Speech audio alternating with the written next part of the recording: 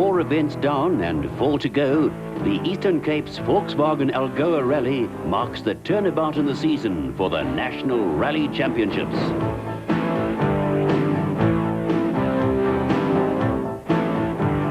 A night start in Humansdorp will see the 35 entries into 9 special stages before the first regroup at the Storms River Bridge. The surface crews and drivers are immediately put under pressure as last-minute adjustments to the vehicles must be made under the blanket of darkness. Adjusted and then readjusted, the powerful halogen spotlights playing a vital role right from the very start. Having been drawn fourth on the starting lineup, Sarah van der Merwe must carry the number 4 on his doors, something the superstitious van der Merwe refuses to do. The Roman numerals IV are eventually accepted by the organising stewards. Car 1 Nissan's Hannes Grobler and Douglas Judd have no objection to their number as they start the event ahead of 7 very competitive Class A cars.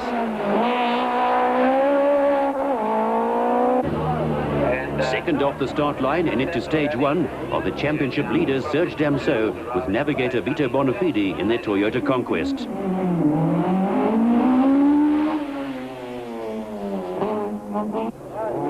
Stage 1 is a short 1 kilometre sprint through the back streets of Humansdorp.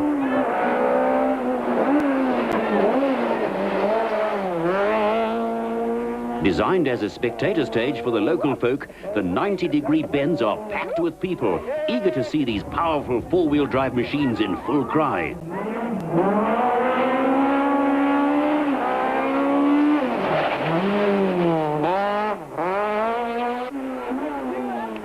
With South Africa's best rally drivers in action, the crowds are not left disappointed. Once out of town, the stages open up, giving the cars a chance to stretch their legs.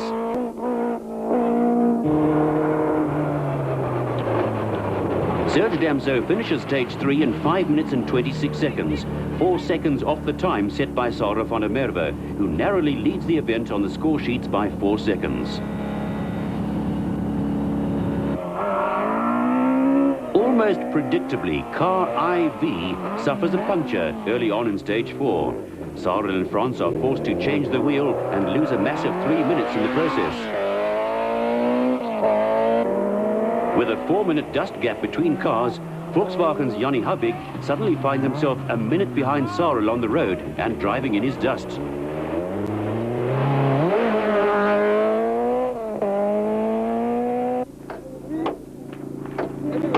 At the service point after the stage, Sarah van der Merwe is not a happy chappy. The fact that stage 4 was responsible for dropping him down the leaderboard may seem like an ironic twist of fate to most, but to the superstitious van der Merwe, it's all too much, and he rips the IV letters off the doors to show his frustration. After the Ford's misfortune, Nick de Waal and Guy Hodgson in their Nissan Sentra suddenly find themselves leading the rally. Teammates Hannes Grobler and Douglas Judd 1 second behind them. Sorry? How about between if you knew on before this one? Only 1 second. Stage 6 sees the first of the forest stages, and the road conditions change from dust to mud. Still first on the road, Hannes starts the stage. We join the crew in car to witness the tight twists and bends for ourselves.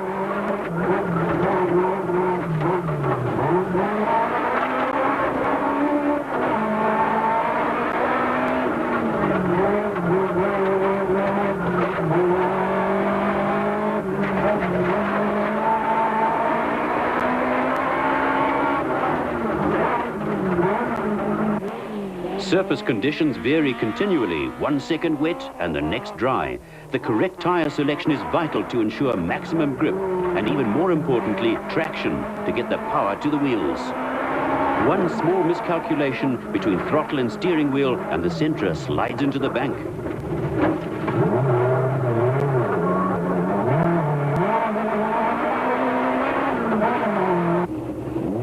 Fortunately, the damage is slight and the time lost minimal.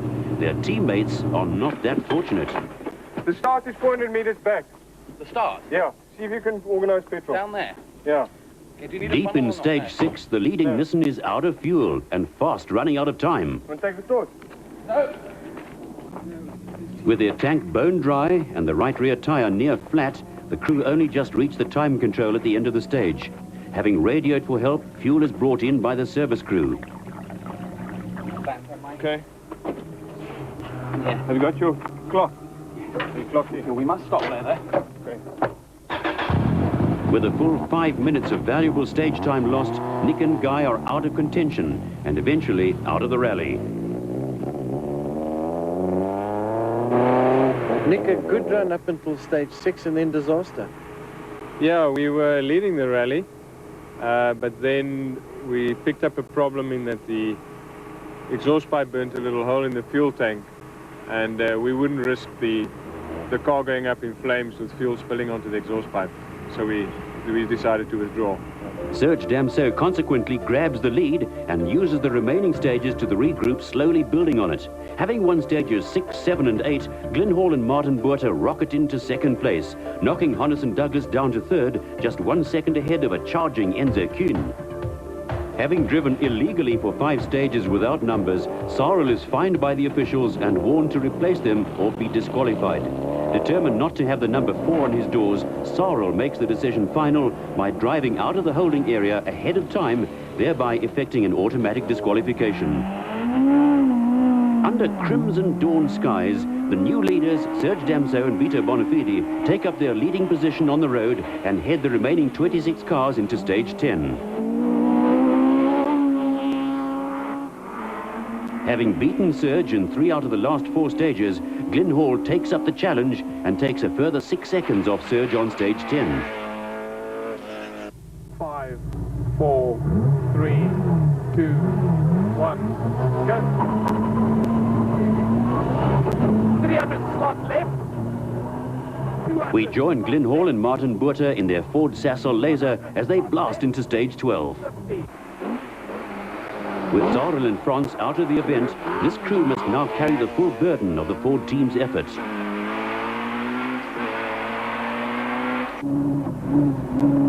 $100 slot right, 50.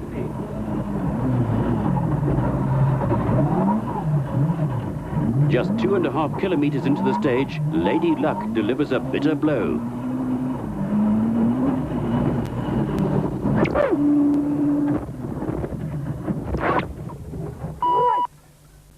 Thrown into the air after hitting a tree stump, the car rolls twice, ending a fine drive by the Ford crew. While the fight for the lead is short-lived, the fight that was for third position now becomes for second place, and the pace visibly hots up.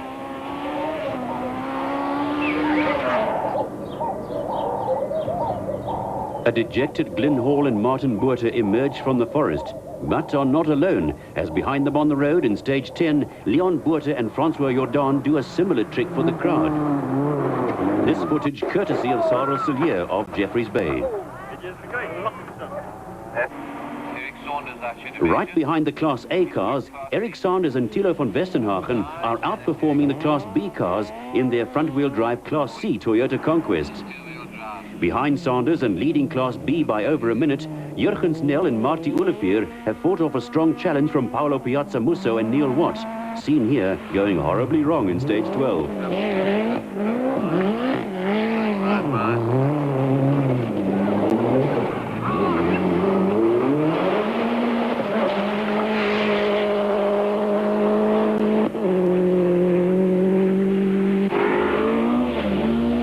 Toyota is making no mistakes, and by stage 15, Serge and Vito have a solid lead over the fight going on behind for second place.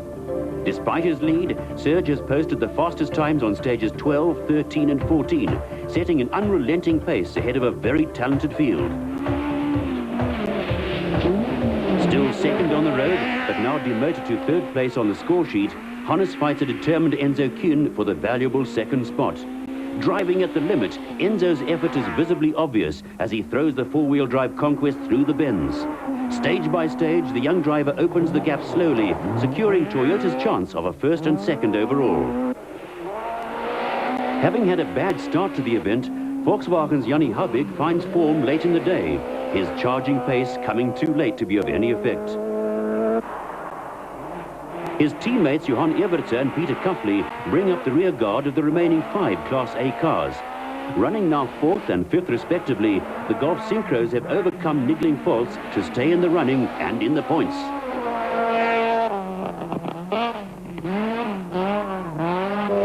Driving a brilliant rally, Eric Sanders, 6th overall and well in command of Class C.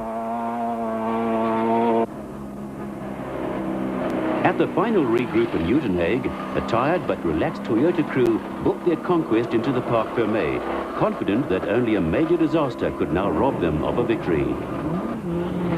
The remaining 3 stages take the rally via dispatch and into the Port Elizabeth municipal area.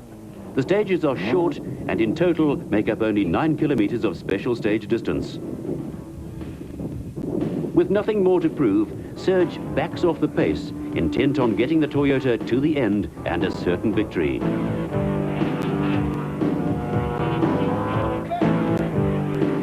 The taste of the champagne is as sweet as the victory itself.